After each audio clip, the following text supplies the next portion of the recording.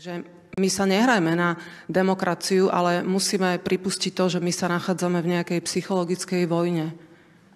Podľa mňa nejaké psychické poruchy istých ľudí nám tu niekto prezentuje, že ich máme brať ako normu.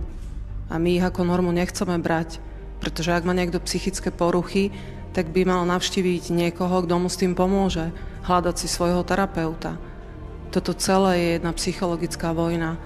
A keď zamestnanci Slovenskej národnej galérie štrajkujú, tak môžu prispieť k tomu, aby tá situácia za tú ženu, za ktorú štrajkujú, že sme ju my prepustili, lebo tam boli manažerské zlyhania, tak nech prispejú k tomu, aby tá Slovenská národná galéria mohla fungovať.